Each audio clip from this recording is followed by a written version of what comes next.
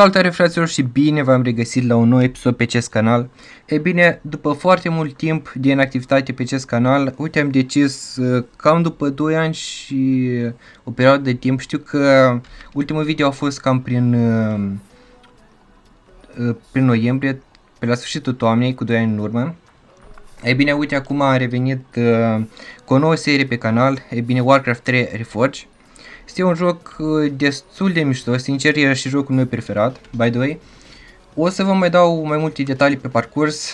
Ideea este că este un joc cu poveste extrem de bun. Vom începe prima dată cu expansiunea Horde, Exodus of the Horde, mai exact. Am făcut aici o misiune de test cu grafica Reforged, by the way, și merge super bine.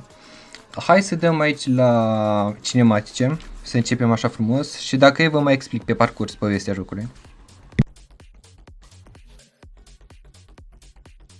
Acum sper că se aude destul de bine pe fundal.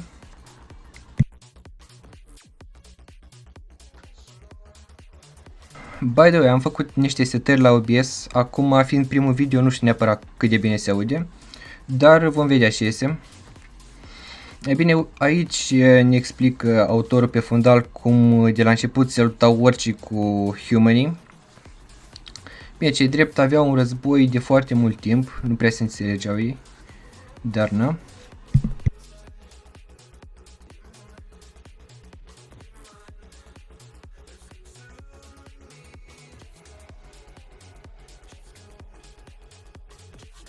Aveau ei o chestie de se urau de foarte mult timp. Gen încercau să câștige, au dus foarte multe bătălii pentru control. Aici ne explică cum a venit legiunea.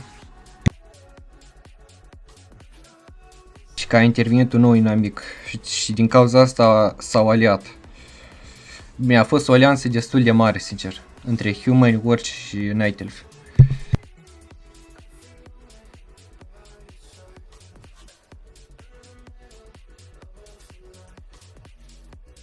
Cei drept aici ne dă mai mult niște spoilere pe parcurs ce o să se întâmple.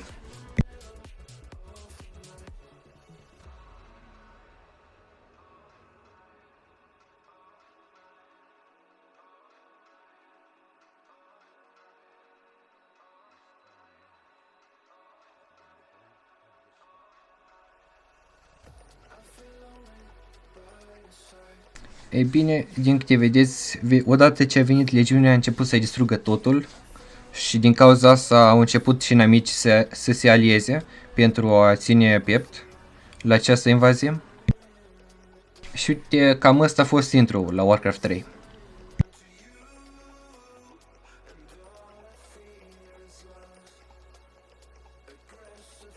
E bine, acum hai să dăm la următorul cinematic și după o să trecem direct la gameplay-ul propriu zis.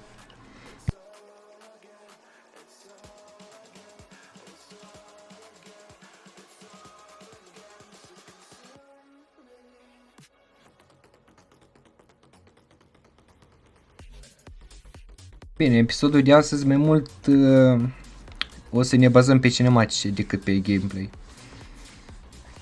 Ce drept o să fie un video mai scurt, așa pentru început, să vedem cum o să prindă.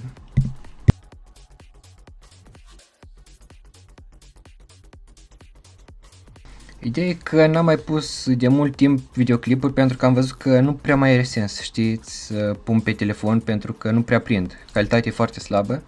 Iar acum recent că mi-am luat și un PC nou, se vede și diferența, mai exact. Dacă eu să vă las în descriere, gen toate piesele, dacă sunteți interesați. Sau poate în videoclipul următor o să le menționez. E bine, aici ne arată o luptă, gen o bătălie destul de importantă, dusă de orci și de humani.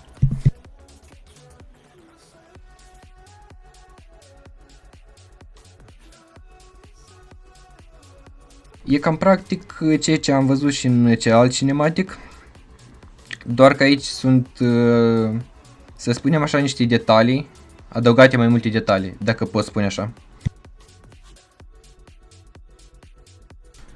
Pentru că, la fel ca și în precedentul, curând va veni și legiunea.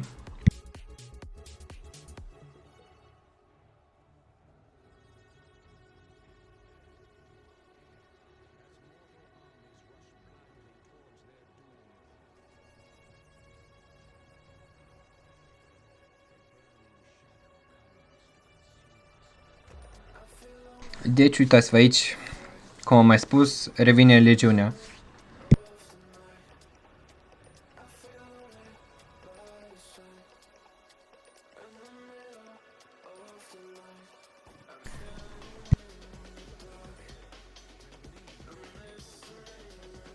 Aici oracolul apare într-un vis de-a lui Thrall, să-i spunem așa, și îi dă niște indicații cum că ar trebui să-și îndrume armata. Gen oarecum să țină piept legiunii, să facă alianță cu celelalte rase. O să vedeți pe parcurs, gen cam toată povestea, este destul de mișto. Chiar merită încercat.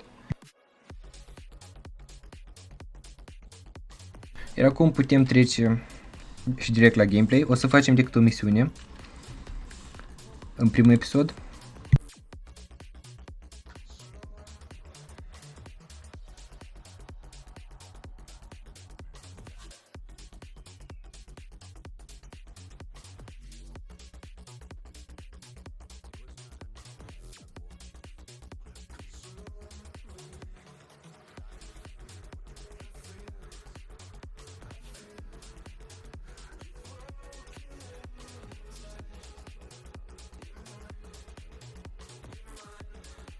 Deci, cum am mai spus și mai devreme,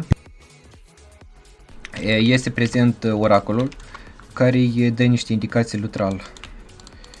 Gen, pe la sfârșitul misiunii o să vedeți mai departe continuarea. Acum să trecem la gameplay. Ideea că o să ne facă niște tutoriale autorul, pentru că pentru început să ne învețe cam detaliile. Bine, acum noi că știm chestiile astea este partea a doua, dar na. Bun, ne-a dat armata. Ideea e că am ales să joc pe normal, ca să ne complicăm aici pe YouTube. Pentru că pe Warcraft 3 Classic am trecut toate misiunile pe hard. Bine, neapărat nu sunt așa grele, dar totuși am zis că hai să jucăm mai lejer pe YouTube.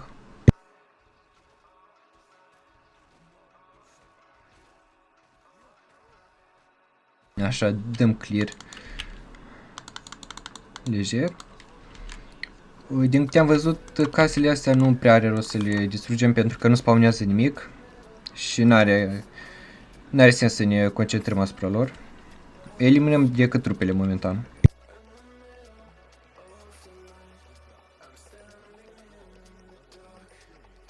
De aici avem aici o trupă care e cam low HP, trebuie să avem grijă la ea.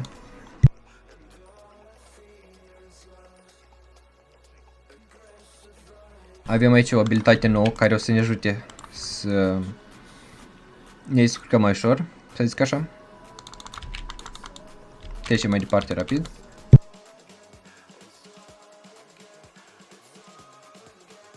Ideea e că pe viitor, gen pe viitor apropiat, să zic așa, o să jucăm mai multe jocuri precum Need for Speed, Flatout, Counter-Strike. O să continuăm seria de Warcraft, poate o să începem și una de Minecraft. Na, o să vedem pe viitor ce o să sugerați și voi, deja rămâne de văzut. Dar oricum o să fie destul de mișto, zic eu.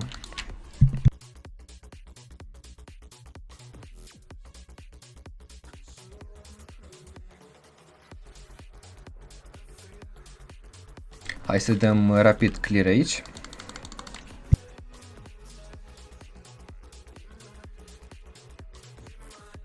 Să vezi cu o treabă că primul episod nu prea o să fie atât de editat, să zic, pentru că nu prea mi s-a nici programele de editare și nici intro nu l-am făcut, gen unul nou, așa mai calitativ. Și o să-l pun așa mai, videoclipul mai lejer, dar oricum nu cred că o să strângă mai multe vizionări pentru început, deci e bine, zic eu.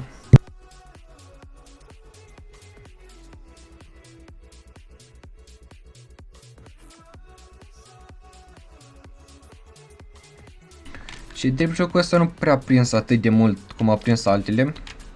Da, din câte știu a jucat și Bobo Spider. Și am mai jucat cu un băiat din România, îl chema. Am jucat pe canalul lui. A jucat destul de bine, doar că din câte știu s-a lăsat. Dar am înțeles că o să se reapuce. Și poate vom face și o colaborare în viitor apropiat. Și ar fi destul de mișto, sincer.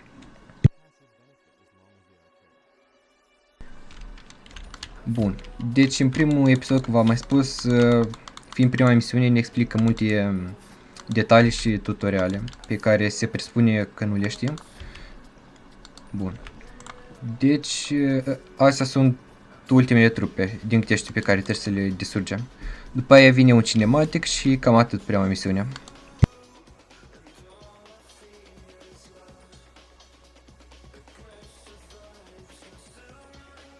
Bun, așa, le-am eliminat rapid pe toate și ne ducem aici la profet.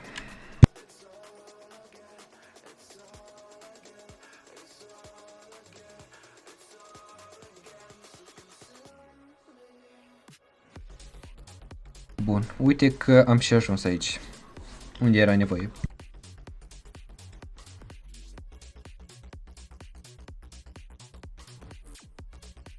Hai să vedem ce ne spune acum.